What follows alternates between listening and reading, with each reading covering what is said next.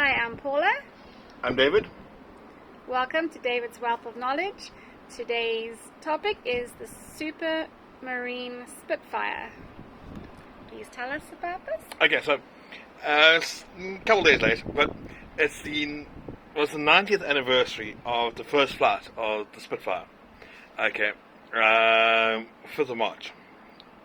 Now, the Spitfire is renowned and legend and so on, and it was one of the great planes of World War II. Okay, it's basically the only Allied fighter who served from the start of the war until the end of the war and beyond. And in fact, the last Spitfires actually retired only in 1952, and the Seafire variant, which was the naval version, stayed in service, I think, until 1955. So a very long and storied career. The story of the Spitfire is actually quite interesting. Back in the early 30s, okay, the UK put out a proposal for a modern fighter. Okay, certain requirements in terms of speed and so on, and Supermarine, under the guidance of R.J. Mitchell, Reg Mitchell, okay, submitted a proposal, their Type 224, but it wasn't a great design. Now, this is interesting because Mitchell was regarded as a brilliant designer, and he was. And essentially what he did, he went back to the drawing board and created a design for what became the Spitfire. A lot of the design was and construction was drawn from the Schneider Cup racing planes that had been developed the previous couple of years. Okay, the S5, the S6, and S6B, which did very well. Actually, won the Schneider Cup races.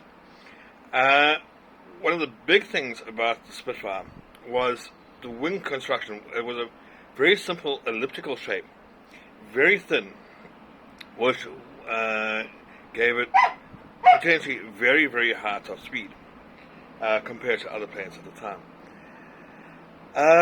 So Mitchell designed the first generation Spitfire, and after some work, after some adaptations, like I said, the first flight of the prototype Spitfire was on 5th of March, 1936. Sadly, Mitchell passed away the following year, and he never actually got to see his work and the work that went into the Spitfire and see how well it helped the UK during the war. So it was actually quite interesting. The early development of the Spitfire, then taken over by his understudy, Joseph Smith, who carried on developing the Spitfire through its early Merlin engine models, okay, and then the later Griffin engine models. Quite interesting. The very first Spitfires, the Merlin engines were putting out about 1,050 horsepower.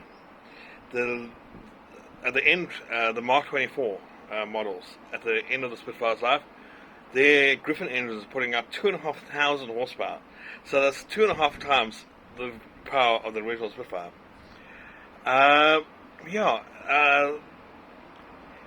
So the Spitfire was such an important aircraft. Okay, it's widely regarded as the plane that won the Battle of Britain, though in reality the Sidney Cam designed Hawker Hurricane was generally more important because there was more of them. The Spitfires were more glamorous. I mean, they were a better looking aircraft. Let's not fault ourselves there. But the Hawker Hurricane was very important, but it was eventually superseded completely by the Spitfire. Yeah, and the Spitfire, um, there was a lot of early teething troubles in the manufacture, and at one point, the UK Ministry of Defence basically told Supermarine, we'll take the first 300 that we ordered, 310 if I remember correctly, but then after that you're going to build a different aircraft for us, the Bristol Beaufighter if I remember correctly. And Supermarine basically argued, no, we'll get this thing sorted, and they did, thankfully. And they carried on building the Spitfire and all the developments. I mean, they built a huge number of them over the years.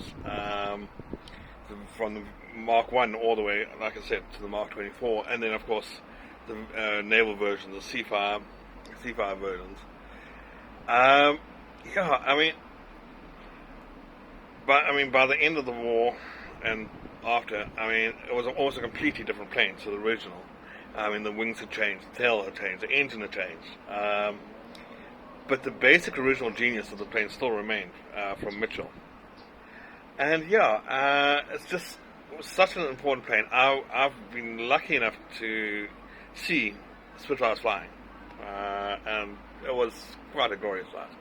There are about 60 still flyable today, and still a fair number as static displays. The UK historical flight, I think, is about 5 Spitfires last time I checked that still fly. And obviously lots of replicas as well and so on around the world.